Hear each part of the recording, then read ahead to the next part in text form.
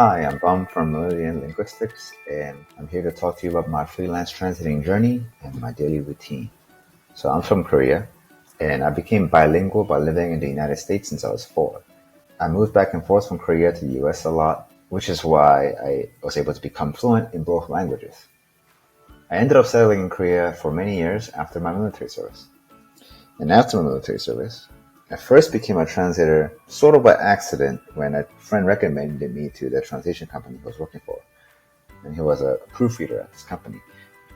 The company gave translators the license to use their in-house CAP tool from our own computers at home, so most of the job was able to be done remotely. And that experience gave me the idea of working remotely as a translator. I'm a general translator with no real specialty, and I've done everything from medical, legal content, technical manuals, academic papers, and websites, but my main experience has been mostly video games. Most of my clients are LSPs who give me a wide range of content. This means more volume and lots of different content, which could be a good or bad thing, but the rates are not as high, and I have no specialty.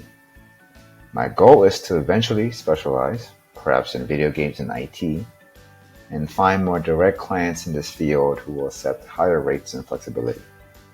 Now let me tell you about my daily routine. This was my most recent routine in Dubai.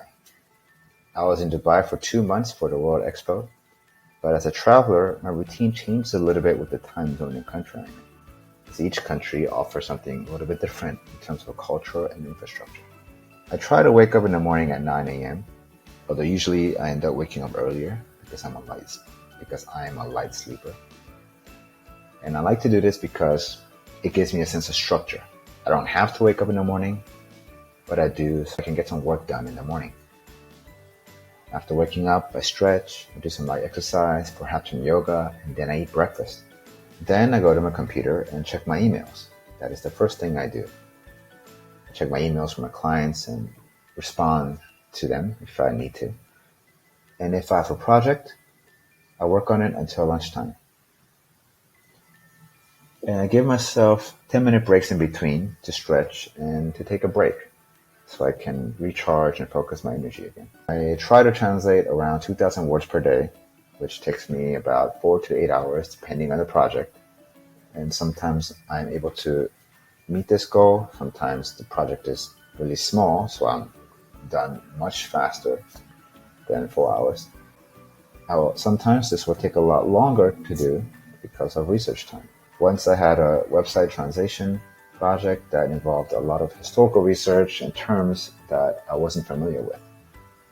It was a website for a history museum, and it had a word count of less than 3,000 words, but it took me about 4 days to complete. Even if I'm done with work or have no work, in the evening, I check my emails and respond to clients.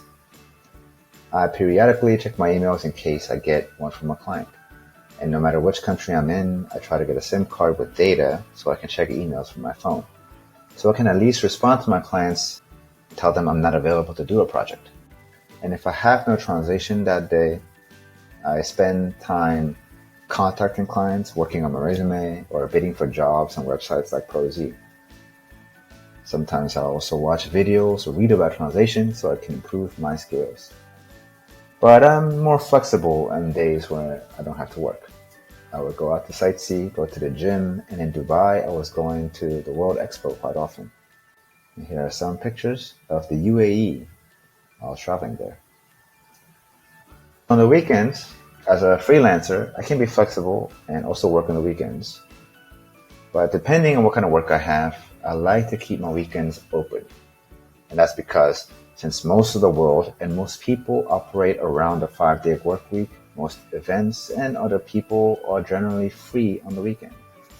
For example, I like to volunteer at animal shelters, and most volunteer events are, unfortunately, during the weekend as well. I'm currently in quarantine in Jakarta, Indonesia, before I head to Bali. And in quarantine, there is no real routine. I just work more because there's nothing much more to do. In Bali, my routine will be pretty much the same as in Dubai. The only real difference is that I will probably wake up a lot earlier so I can surf, and go to sleep a lot earlier so I can wake up to surf in the morning. This was my daily routine. I hope that it was helpful and perhaps even inspiring.